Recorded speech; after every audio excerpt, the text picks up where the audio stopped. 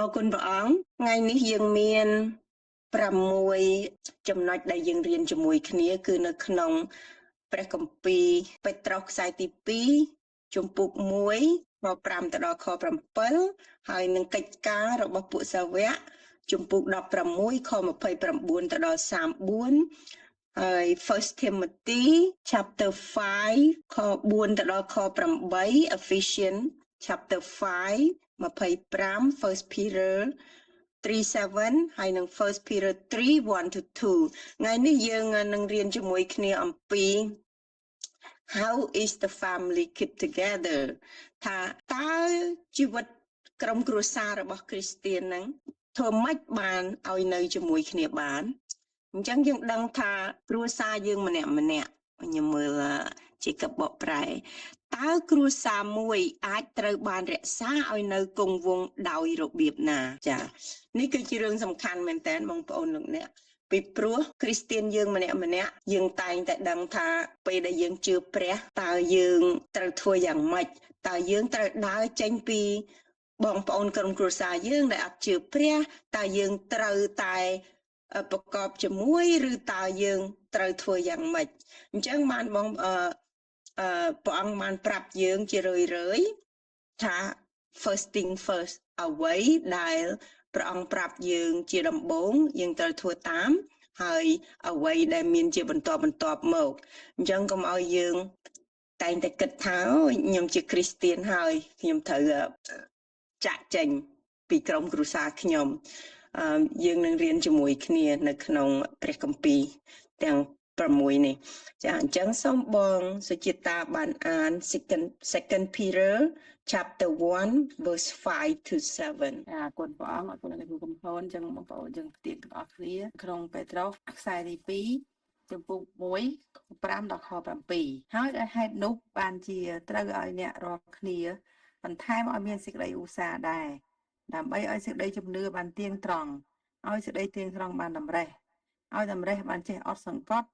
ឲ្យសេចក្តីអត់សង្កត់បានខ្ជាប់ខ្ជួនឲ្យសេចក្តីខ្ជាប់ខ្ជួនបានចេះគោរពប្រណិប័តដល់ព្រះឲ្យសេចក្តីគោរពប្រណិប័តដល់ព្រះបានចេះរាប់អានជាបងជាប្អូន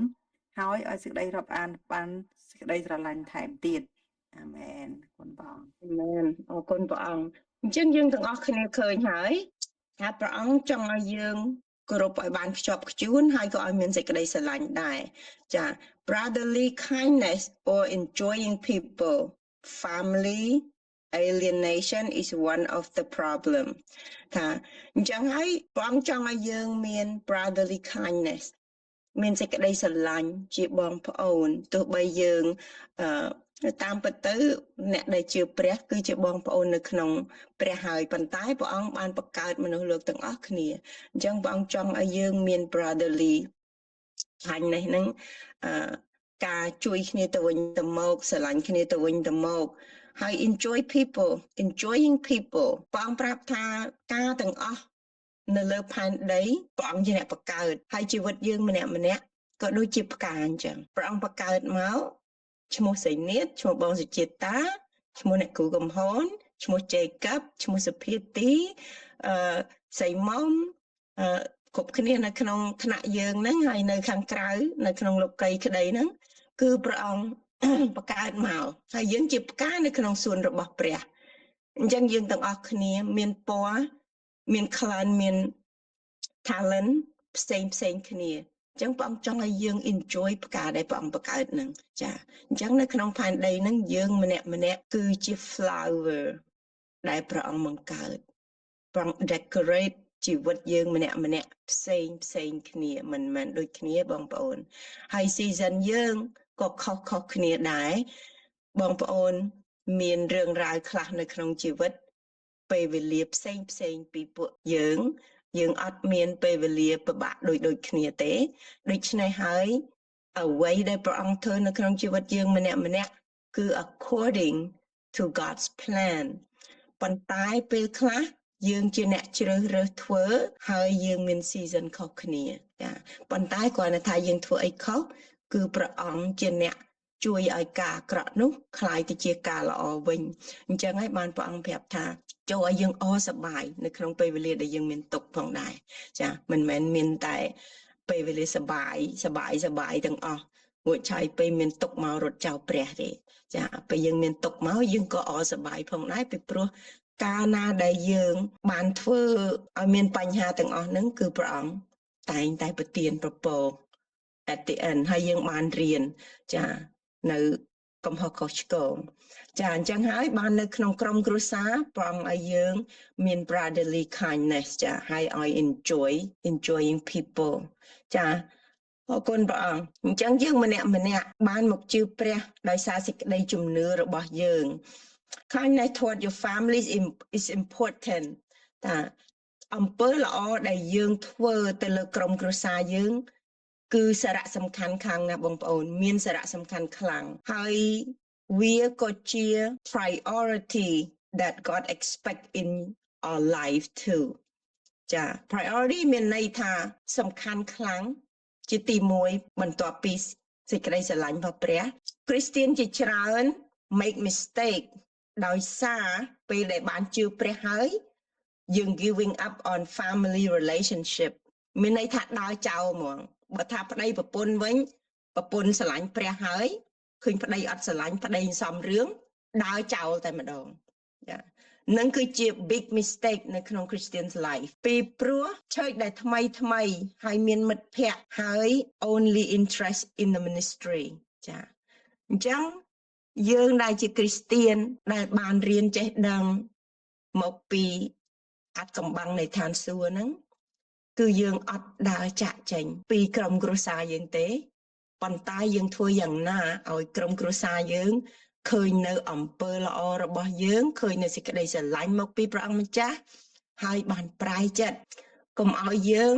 ដើរចេញពីក្រុមគ្រួសាររបស់យើងចាអធិដ្ឋានហើយ set a good example ចាហើយ proper ហើយនឹង priority for our Christian life as follow ចា relationship ជាមួយព្រះគឺជាទី1ហើយ very important អត់មានអ្នកណាអាចចូលទៅក្នុងទំនាក់ទំនងនោះបានទេអត់មានអ្នកណាអាចបំបែកបំបាក់ទំនាក់ទំនងដែលយើងមានចំពោះព្រះនោះបានទេអានឹងគឺជា priority It's only you and God alone ចា priority ដែលយើងមានចំពោះព្រះគឺ between you and God អត់មានអ្នកណាអាចមកបំបែកបំបាក់យើងបានទេនេះគឺជា priority 1ដែលព្រះអង្គចង់ឲ្យយើងមាន Your family relationship are second អញ្ចឹងទី2គឺជា family God want every member of your family in his kingdom ព្រះអង្គចង់ឲ្យគ្រប់គ្នានៅក្នុង family យើងហ្នឹងទាំងកូនទាំងចៅទាំងប្តីទាំងប្រពន្ធជីដូនជីតាហ្នឹងបាន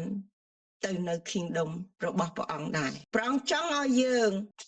ឈ្នះចិត្តគេព្រះអង្គអត់ចង់ឲ្យយើងបែកបាក់ជាមួយនឹងក្រុមគ្រួសារយើងទេ Don't separate yourself from your family ចានេះគឺជា second priority ទី1គឺ relationship with God between you and God ទី2 relationship with your family ហើយទី3 your relationship to your ministry and your fellowship with your local church the third អញ្ចឹងព្រះអង្គចង់ឲ្យយើងមានទំនាក់ទំនង3យ៉ាងទី1ជាមួយនឹងព្រះទី2 family របស់យើងហើយទី3គឺ church fellowship ministry គឺជាទំនាក់ទំនងទី3នោះហើយគឺជាអ្វីដែល prioritize ដែលយើងម្នាក់ត្រូវ prioritize ក្រៅពីហ្នឹងគឺមកក្រោយទាំងអស់គ្រីស្ទានខ្លះគឺតែងតែគិតថាខ្ញុំបានជឿព្រះហើយខ្ញុំត្រូវតែធ្វើការងារព្រះមុនរៀនអត់ទាន់ចេះប្រយរត់ទៅហើយតែធ្វើការងារព្រះមុនទុកកូនចោលទុកប្តីប្រពន្ធចោលហើយគេមើលមកអ្នកឯងបានជឿព្រះហើយអ្នកឯងរត់ចោលប្តីចោលប្រពន្ធចោលកូនអត់ខ្វាយខ្វល់អញ្ចឹងខ្ញុំមានប្អូនប្រុសម្នាក់ដែលមកលេងខ្ញុំឥឡូវគាត់បាន DV មកនៅសហរដ្ឋតែគាត់អត់ចង់អញញ៉ៃអត់ចង់ serve ដោយសារប៉ាគាត់ជា pastor ហើយគាត់ថាគាត់ឃើញ family គាត់បងប្អូន 5-6 នាក់ខ្វះខាតព្រឹកល្ងាចយកប្រពន្ធយកម៉ាក់គាត់ប៉ាគាត់យកម៉ាក់គាត់ទៅដើរផ្សាយដំណឹងល្អគាត់ស្រឡាញ់ព្រះខ្លាំងណាស់ប៉ុន្តែគាត់អត់យកចិត្តទុកដាក់ជាមួយកូន 5-6 ហ្នឹងទេអញ្ចឹងក្នុងជីវិតគាត់កើតមកឃើញអញ្ចឹងហើយ គាត់រៀនគាត់លេងហ្គីតាបងប្អូនគាត់5 6នាក់ហ្នឹងលេងហ្គីតាលេង band នៅក្នុង band ហ្នឹងមក group ហ្នឹងម៉ាក់គាត់អ្នកច្រៀងប៉ាគាត់អ្នកច្រៀងហើយគាត់ថាពេលដែលគាត់ធំដឹងក្តីមកគាត់លេងហ្គីតាលេងភ្លេងជាមួយបងប្អូនគាត់ហើយឃើញប៉ាគាត់ទៅត្រុកជាមួយម៉ាក់គាត់ប៉ុន្តែកូនអត់មានធ្វើម្ហូបអត់មានអីឲ្យអញ្ចឹងកូនធំនឹងក្តីឡើងបែកខ្ញែកគ្នាទៅនៅទីកន្លែងផ្សេងហើយ doesn't want to do anything in the church អត់ខ្វាយខ្វល់ហ្មងហើយគាត់ត្រឡប់មកវិញគាត់បានបែកចេញពីព្រះអង្គទៅឡើងយូរប៉ុន្តែនៅក្នុងចិត្តគាត់នៅតែស្រឡាញ់ព្រះអង្គគាត់គ្រាន់តែមិនចង់អញ្ញាញ៉ៃនៅក្នុង group ជាមួយគេជាមួយឯងដោយសារគាត់ឃើញជីវិតនៅក្នុងក្រុមគ្រួសារគាត់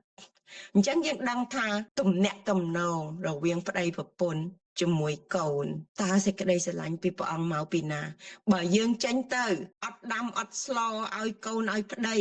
ទុកសិនតើយើងស្រឡាញ់ព្រះអង្គទេព្រះអង្គថាព្រះអង្គប្រទាន family ឲ្យយើងត្រូវតែគ្រប់គ្រង family យើងត្រូវតែស្រឡាញ់ family ធ្វើការងារយើងជាម្ដាយជាប្រពន្ធខ្ញុំបងប្អូនទោះបីខ្ញុំងើបម៉ោង5កន្លះខ្ញុំតែធ្វើការម៉ោង6កន្លះតែខ្ញុំងើបតាំងពីម៉ោង5ម៉ោង5កន្លះធ្វើម្ហូបខ្ជិបខ្ចប់ឲ្យប្តីខ្ញុំហើយបានខ្ញុំទៅអញ្ចឹងអ្វីដែលតួនាទីយើងត្រូវតែធ្វើមិនមែនយើងជឿព្រះហើយកូនមិនតែឲ្យតែខ្ញុំបាន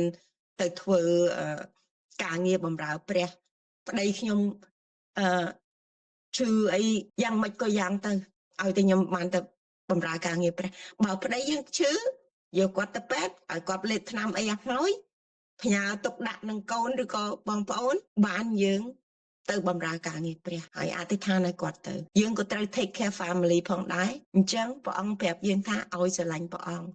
មិនមែនទុកកូនទុកប្តីទុកអីចោលហើយប្រយងាកខ្ញុំឃើញ family មួយបងប្អូនកូនស្រីគាត់មាន UTI urinary tract infection អត់យកកូនទៅពេទ្យទេហើយកូននឹង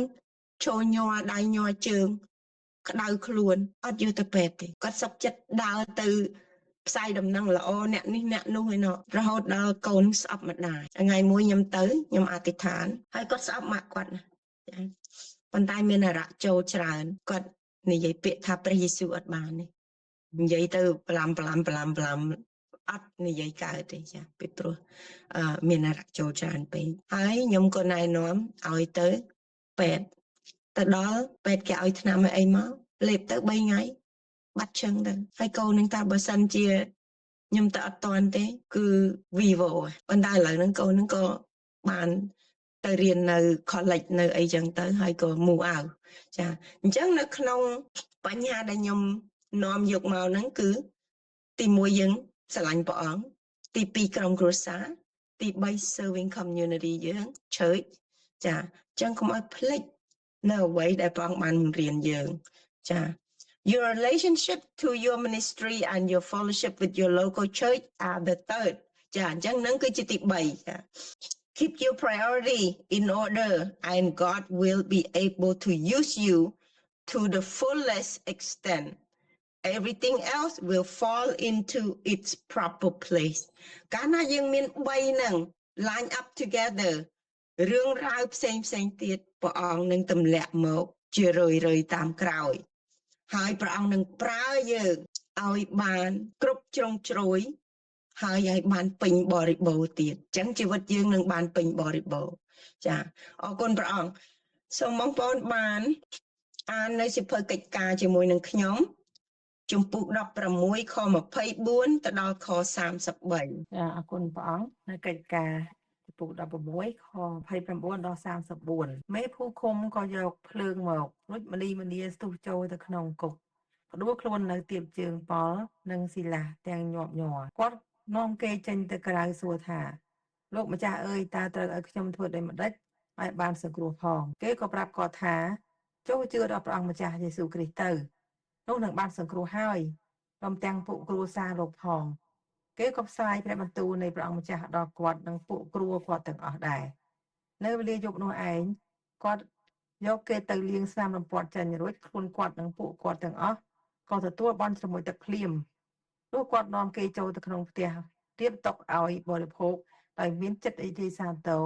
ព្រមទាំងពួកគ្រួគាត់ផងដែលព្រោះបានជឿដល់ព្រះហើយអាមែនអរគុណព្រះអង្គអញ្ចឹងបងប្អូនឃើញទេ លោកសាវកផលគាត់បានលោកសាវកផលហើយនឹងស៊ីឡាហ្នឹងគាត់អធិដ្ឋានហើយក៏ជឿនៅសារដល់ព្រះហើយអ្នកទោសនៅក្នុងគុកហ្នឹងក៏បានស្ដាប់ហើយក្រោយមកគាត់បានប្រាប់ថាម៉េច Believe in the Lord Jesus and you will be safe you and your household អញ្ចឹងព្រះអង្គចង់ឲ្យយើងទាំងអស់គ្នានឹងបាន safe ជាមួយនឹងក្រុមគ្រួសារយើងដែរពីព្រោះចង់ឲ្យក្រុមគ្រួសារយើងនឹងបានទៅនៅ kingdom ជាមួយព្រះអង្គផងដែរដូច្នេះគាត់នាំគេចេញទៅក្រៅសួរថាលោកម្ចាស់អើយតើត្រូវឲ្យខ្ញុំធ្វើដូចម្ដេចឲ្យបានសង្គ្រោះផងគេក៏ប្រាប់គាត់ថាចូលជឿដល់ព្រះអង្គម្ចាស់យេស៊ូវទៅនោះនឹងបានសង្គ្រោះហើយព្រមទាំងពួកគ្រួសារលោកផងគេក៏ផ្សាយព្រះបន្ទូលនៃព្រះអង្គម្ចាស់ដល់គាត់និងពួកគ្រួនឹងគឺគ្រួសារគាត់ទាំងអស់ដែរនៅវេលាយប់នោះឯងគាត់យកគេទៅលាងស្នាមរំពាត់ចេញរួចខ្លួនគាត់ហើយនឹងពួកគាត់ទាំងអស់ក៏ទទួលបន់ជ្រមុជទឹកភ្លាមនោះគាត់នាំគេចូលទៅក្នុងផ្ទះរៀបតុឲ្យបរិភោគដោយមានចិត្តរីករាយសាទរព្រមទាំងពួកគ្រួគាត់ផងដោយព្រោះបានជឿដល់ព្រះហើយឃើញទេបងប្អូនព្រះអង្គចង់ឲ្យក្រុមគ្រួសារយើងបានជឿព្រះហើយបានមានអំណរទាំងអស់គ្នាអញ្ចឹងកុំឲ្យយើងពេលដែលយើងបានជឿព្រះហើយអញគ្រាន់បើអញជឿព្រះហើយអញអត់ខលខ្វាយពីអ្នកដែលអត់ជឿព្រះអង្គចង់ឲ្យយើងបានធ្វើជាទីបន្ទាល់ទៅដល់អ្នកអត់ជឿទីបន្ទាល់ទៅដល់បងប្អូនយើងក្រុមគ្រួសារយើងអញ្ចឹងកុំឲ្យ walk away from អ្នកទាំងអស់គ្នានឹងកាលណាយើងទ្រាំទ្រយើងអត់ធ្មត់ហើយគេបានឃើញនៅការដែលយើងធ្វើដោយចិត្តស្លូតបូតដោយចិត្តទៀងត្រង់គេនឹងបានប្រែចិត្តចាអញ្ចឹងហើយកុំឲ្យខ្នួនខ្នាញ់នឹងគេដែលអត់ជឿខ្នួនខ្នាញ់នឹងគេដែលគេមើលមកយើងថាយើងជាមនុស្សទោះបីគេមើលមកយើងជាមនុស្សយ៉ាងម៉េចក៏ដោយប៉ុន្តែយើងនៅក្នុងព្រះនេត្ររបស់ព្រះយើងគឺជា apple of his eye ចាំតែប៉ុណ្្នឹងទៅចាហើយយើងដឹងថាអ្វីដែលគេមើលងាយយើងដោយសារសេចក្តីជំនឿរបស់យើងតែបើយើងទ្រាំទ្រថ្ងៃមួយព្រះអង្គនឹងផ្លាស់ប្ដូរចិត្តចរិតលក្ខណៈរបស់គេឲ្យបានមកចូលនឹងជឿព្រះដោយពួកយើងផងដែរអរគុណច្រើនចាដូច្នេះសូមអញ្ជើញបងប្អូនបានអាននៅទីម៉ូតេខ្សែទី1ជំពូក5ខ4និងខ8ព្រះអង្គទីម៉ូថេខ្សែទី1ចំពោះ5ខ4ហើយនិងខ8តែបើស្ត្រីមេម៉ាយណា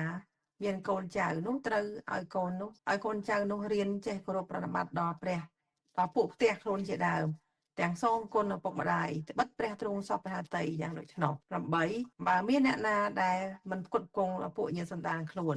គឺឲ្យពួកផ្ទះខ្លួនជាអ្នកដើមអ្នកនោះឈ្មោះថាបានបោះបង់ចោលសេចក្តីជំនឿហើយក៏អាក្រក់ជាងមនុស្សដែលមិនជឿទៅទៀតអាមែនអរគុណព្រះអង្គ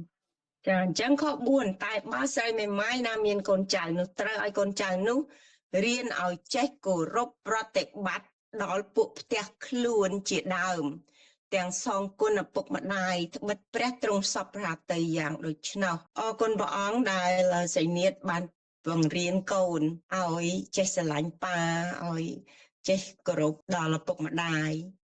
ហើយនេះគឺជាការល្អមែនទែននៅក្នុងព្រះអង្គម្ចាស់ពីព្រោះការបង្រៀនកូនក្មេងនឹងហើយដែលព្រះអង្គ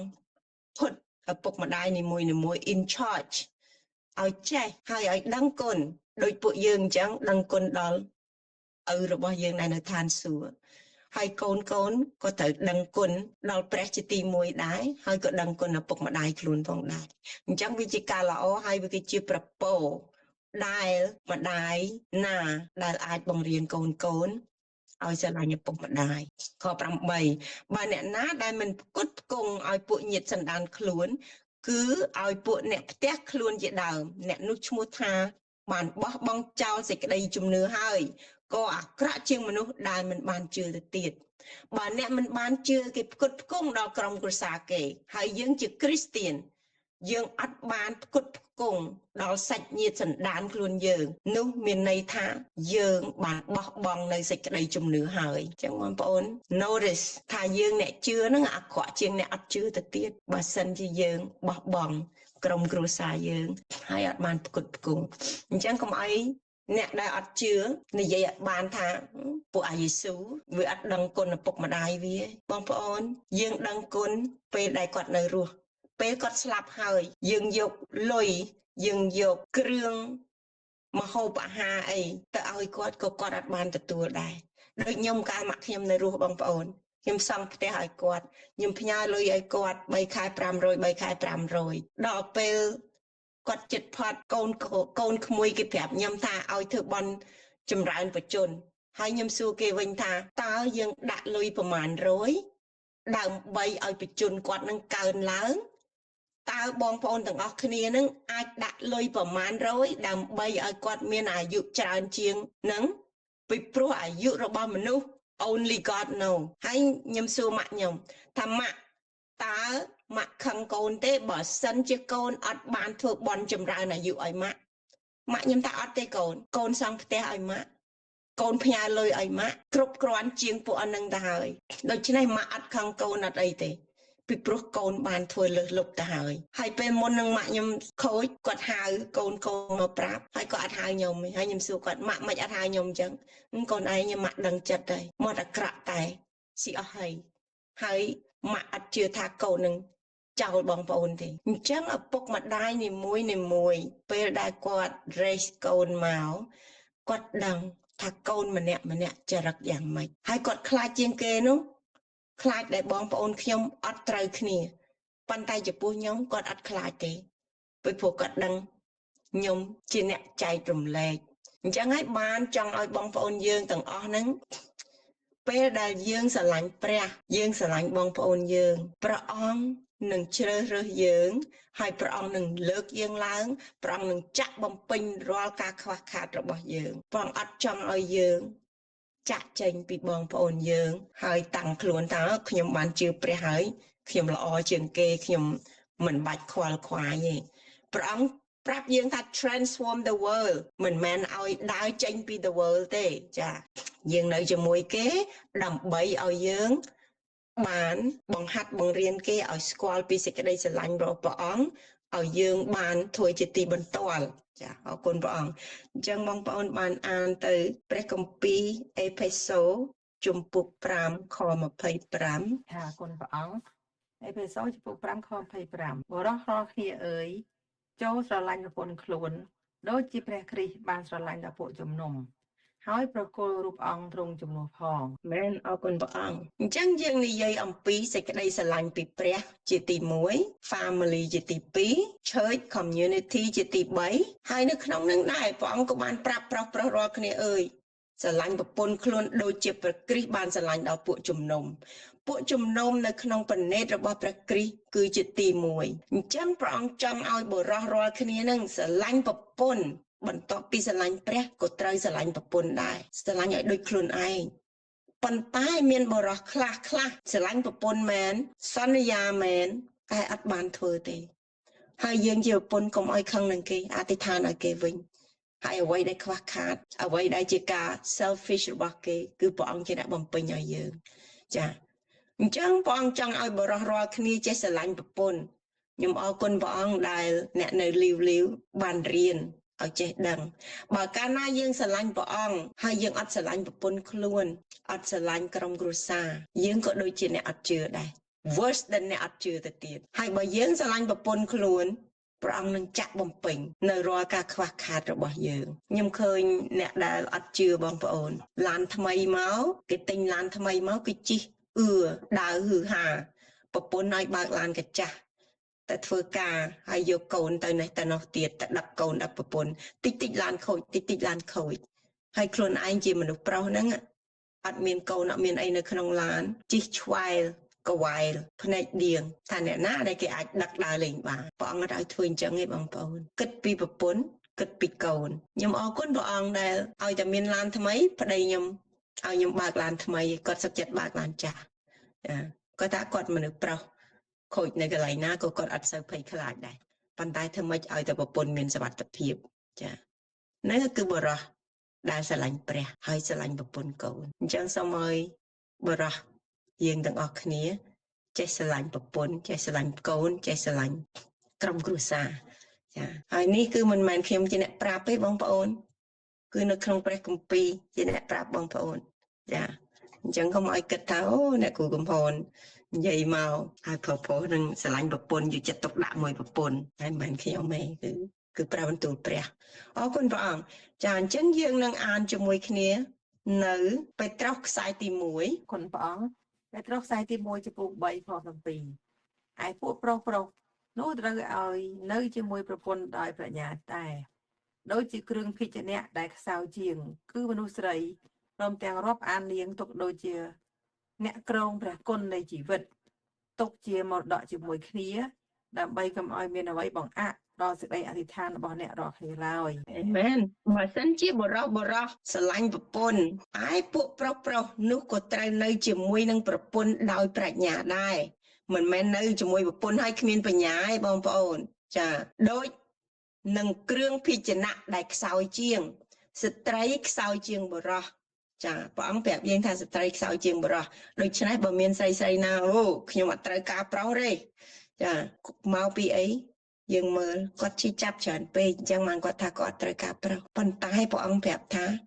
ជាគ្រឿងភេជ្ជៈដែលខ្សោយជាងអញ្ចឹងហើយបានព្រះអង្គចង់ឲ្យមនុស្សប្រុសនឹងឯងស្រឡាញ់ប្រពន្ធហើយឲ្យជួយដល់ប្រពន្ធគឺជាមនុស្សស្រីព្រមទាំងរាប់អាននាងទុកដូចជាក្រងព្រះគុណនៃជីវិតព្រះគុណនៃជីវិតព្រះអង្គបានប្រទាននាងឲ្យមកទៅបរោះនឹងឯងអញ្ចឹងហើយគឺជាប្រគុណនៃជីវិតមនុស្សប្រុសក៏ត្រូវការមនុស្សស្រីដែរហើយព្រះអង្គប្រទាននាងមកគឺជាប្រគុណនៃជីវិតទុកជាមរតកជាមួយគ្នា treasure បងប្អូនមិនមែនទុកនាងជាអ្នកបម្រើជាកញ្ចះចង់ធ្វើអីក៏បានបើព្រះអង្គឲ្យប្រពន្ធនឹងមកហើយយើងមើងងាយស្រីហ្នឹងយើងមើងងាយប្រពន្ធហ្នឹងនោះមិនគប់ប្រហាតីព្រះឡើយដើម្បីកុំឲ្យមានអ្វីបង្អាក់ដល់សេចក្តីអធិដ្ឋានរបស់អ្នករាល់គ្នាឡើយអញ្ចឹងប្រុសបើសិនជាអត់ស្រឡាញ់ប្រពន្ធបើសិនជាអត់គោរពប្រពន្ធដោយចិត្តស្មោះត្រង់ទេសេចក្តីអធិដ្ឋានរបស់អ្នកនឹងមិនលឺដល់ព្រះឡើយមិនមែនខ្ញុំអ្នកនិយាយទេបងប្អូននេះនៅចំពោះ3ខ7នេះហើយពួកប្រុសនោះក៏ត្រូវនៅជាមួយនឹងប្រពន្ធដោយប្រាជ្ញាដែរដូចនឹងគ្រឿងភេជ្ជៈដែលខ្សោយជាងគឺជាមនុស្សស្រីព្រមទាំងរាប់អាននាងទុកដូចជាអ្នកក្រងព្រះគុណនៃជីវិតទុកជាមរតកជាមួយគ្នាដើម្បីកុំឲ្យមានអ្វីបង្អាក់ដល់សេចក្តីអធិដ្ឋានរបស់អ្នករាល់គ្នាឡើយចាអ្នករាល់គ្នានឹងគឺជាប្រុសទាំងអស់គ្នានឹងអញ្ចឹងយើងស្រីមិនបាច់ព្រួយបារម្ភទេបើប្តីប្រុសហ្នឹងមិនធ្វើល្អដាក់យើងទេកុំសង្ឃឹមថាអធិដ្ឋានអ្វីដែលព្រះអង្គនឹងលឺសោះឡើយយើងមិនបាច់ភ័យទេបងប្អូនស្រីប៉ុន្តែក៏ត្រូវរំលឹកពួកប្រុសពីព្រះគម្ពីរនេះដែរដើម្បីកុំឲ្យគេអធិដ្ឋានហើយព្រះអង្គអត់លឺដល់តិចគេព្រះអង្គអត់លឺចាព្រះអង្គអត់ប្រទានពរដល់គេអញ្ចឹងសូមឲ្យបងប្អូនប្រុសយើងហ្នឹងត្រូវចេះគោរពស្រឡាញ់មនុស្សស្រីហើយមនុស្សស្រីមិនមែនតែជាប្រពន្ធទេឪពុកម្ដាយក៏អញ្ចឹងដែរម្ដាយយើងហ្នឹងក៏ជាមនុស្សស្រីដែរបងប្អូនយើងក៏ជាមនុស្សស្រីដែរអញ្ចឹងវាប្រតិបទាញគ្នាក្រុមគ្រួសារក៏មានមនុស្សស្រីដែរចាអញ្ចឹងហើយឲ្យយើងចេះគោរពរាប់អានស្រឡាញ់ដល់ឪពុកម្ដាយយើងបងប្អូនប្រុសស្រីយើងនៅក្នុងផ្ទះយើងហើយជាពិសេសប្រពន្ធគឺសំខាន់មែនតើដើម្បីកុំឲ្យជាការបង្អាក់បង្ខាំងដល់អ្វីដែលយើងអធិដ្ឋានទៅព្រះអង្គអរគុណព្រះអង្គចាអញ្ចឹង last one គឺ First Peter chapter 3 verse 1 and 2ចានៅតដែលនឹងឯងគឺ1ហើយនិង2ចាសូមអញ្ជើញព្រះអង្គតែត្រង់ខ្សែទី1ចំពោះ3ខ1ខ2ហើយពួកស្រីត្រូវចោះចូលចំពោះប្តីខ្លួនបែបដូច្នោះដែរដើម្បីបានអ្នកណាបើមានអ្នកណាដែលមិនព្រមស្ដាប់បង្គាប់តាមព្រះបន្ទូលនោះប្រពន្ធនឹងទាញចិត្តមកបានដោយសារកិរិយាល្អក្រៅពីព្រះបន្ទូលដោយអ្នកនោះឃើញកិរិយាបរិសុទ្ធដែលប្រពន្ធប្រព្រឹត្តយ៉ាងខុសខ្លាចដល់ព្រះមែនអរគុណព្រះអង្គអញ្ចឹងព្រះអង្គនិយាយអំពីមនុស្សប្រុសដែលត្រូវចេះស្រឡាញ់ប្រពន្ធក្រុមគ្រួសារហើយឥឡូវព្រះអង្គនិយាយអំពីស្រីម្ដងឲ្យចេះចុះចូលចំពោះប្តីខ្លួនគេអត់ជឿព្រះតើយើងចុះចូលទេទោះបីក៏អត់ជឿក៏យើងនៅតែចុះចូលដែរប៉ុន្តែយើងអធិដ្ឋានទៅព្រះអង្គ បើគេអត់ឲ្យយើងទៅឆើចតែយើងចោះចូលទេក៏ត្រូវទៅចោះចូលដែរតែយើងអធិដ្ឋានទៅព្រះអង្គថាយើងចង់ទៅឆើចហើយក៏បញ្យល់ប្រាប់ទៅអញ្ចឹងពួកស្រីត្រូវចោះចូលចំពោះប្តីខ្លួនបែបដូច្នោះដែរដើម្បីបើមានអ្នកណាដែលមិនព្រមស្ដាប់បង្គាប់តាមព្រះបន្ទូលនោះប្រពន្ធនឹងទាញចិត្តមកបានដោយសារកិរិយាល្អក្រៅពីព្រះបន្ទូលបើប្តីអត់ស្ដាប់បង្គាប់ព្រះបន្ទូលនោះប្រពន្ធនឹងអាចទាញចិត្តគាត់មកបានដោយសារអីកិរិយាល្អរបស់យើងចុះបើយើងចេញមកកញ្ញងកញ្ញាំងជេរបតិចស្ដីឲ្យនៅមុខគេមុខឯងរហូតដល់ប្តីនឹងខ្មាស់គេលែងចង់ដើរជាមួយខ្ញុំឃើញបងប្អូនមាត់ខ្លួនឯងថាគ្រីស្ទៀនប៉ុន្តែទៅផ្ទះអ្នកណាក៏បចោប្តីដែរប្តីធ្វើអីខុសហ្នឹងស្ដីឲ្យនៅមុខគេមុខឯងតែអញ្ចឹងគាត់ហ៊ានទៅមួយយើងទៀតទេអត់ទេគាត់សុខចិត្តឲ្យយើងហ្នឹងទៅម្នាក់ឯងហើយយើងទៅដល់តប៉ែខ្ញុំឃើញនៅក្នុងជើចមានមីក្រូហ្វូនកាន់មីក្រូហ្វូននិយាយឯងបែកពពុះមាត់អត់ឈប់មីក្រូហ្វូនគេដាក់មួយសម្រាប់ច្រៀងទាំងអស់គ្នាឲ្យតែឡើងទៅដល់ទាញមីក្រូហ្វូនមកដាក់មាត់ហើយសូរច្រៀងនឹងតាមគេតាមឯងទៅអត់ទេច្រៀងនឹងដូចមន់អួលអាចចឹងប៉ុន្តែទាញគេទាញឯងមកហើយដល់ពេលប្តីឃើញអញ្ចឹងតើប្តីសុខចិត្តមកជាមួយយើងទេបើយើងដើរហើយធ្វើតប៉ែហើយអត់មានចុះចូលជាមួយគេជាមួយឯងអញ្ចឹងពេលគេនិយាយអីទៅអត់ស្ដាប់គេគិតថាខ្លួនឯងនឹងប្រកែខ្លួនឯងមានបញ្ញាប៉ុន្តែអបញ្ញាដោយសារ uneducated ហ្នឹងដូចពាក្យខ្មែរមួយថាម៉េចបងប្អូនអ្នកល្ងងមិនដែលចុះចាញ់អ្នកណាឡើយហើយខ្លួនឯងហ្នឹងគិតថាខ្លួនឯងនឹងឆ្លាតខ្លួនឯងធ្វើអីមកវ៉ាវដល់អញ្ចឹងអ្នកដែលគេគិតថាយើងឆ្លាតពេកគេអត់ហ៊ានមកប្រាប់យើងទេព្រោះយើងឆ្លាតហើយមួយគេដើរចេញហើយ you make a fool of yourself ពេលដែលយើងធ្វើអញ្ចឹងដូច្នេះព្រះអង្គបានប្រាប់យើងថាឲ្យចេះចុះចូលមិនមែនចុះចូលត្រឹមតែប្តីប្រពន្ធទេចុះចូលនៅក្នុងការបម្រើការងារព្រះផងដែរបើយើងអត់ចុះចូលទេបងប្អូនយើងទៅឆ្កុយឆ្វេងតែម្នាក់ឯងអញ្ចឹងអត់មានអ្នកណាចង់មកដឹកដៃយើងទៀតទេពីព្រោះយើងឆ្លាតពេក you are too smart for me I'm just gonna walk away from you ហើយ this saying is គឺប្តីក៏អញ្ចឹងដែរប្តីគិតថាយើងឆ្លាតពេកធ្វើអីក៏អត់ចុះចូលគាត់ឲ្យយើងទៅតឹងទឹះម្នាក់ឯងទៅ make a fool of yourself នៅចំណោមគេចំណោមឯងទៅអញ្ចឹងយើងត្រូវចុះចូលជាមួយនឹងព្រះជាមួយនឹងក្រុមគ្រួសារជាមួយនឹង community ជាមួយនឹង church ផងដែរហើយនោះគឺជាការល្អដែលព្រះអង្គសពប្រាតិហើយព្រះអង្គនឹងប្រទានពរដល់យើងដែលយើងដកខ្លួនមកចូលខាងក្រោយឲ្យនំតូនអត់ធ្មត់សភាព slow boat ហើយ humble នឹងឯងដែលព្រះអង្គមើលមក humble yourself in the sight of the Lord he will lift you up in due time នៅថ្ងៃមួយកាលណាយើង humble ថ្ងៃមួយព្រះអង្គនឹងលើកយើងឡើងឲ្យកាន់តែខ្ពស់ទៅដែរអញ្ចឹងហើយស្រីត្រូវចេះចុះចូល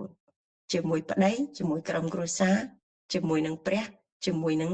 community មិនមែនឆ្លាតតែម្នាក់ឯងទេបងប្អូនតែឆ្លាតតែម្នាក់ឯងព្រះអង្គថាអូខេកូនឯងឆ្លាតពេកទៅចុះប៉ាឈរមើលចាំពេលណាកូនឯងត្រូវការប៉ានៅទីនេះចាអញ្ចឹងត្រូវចេះចុះចូលអរគុណព្រះអង្គ Amen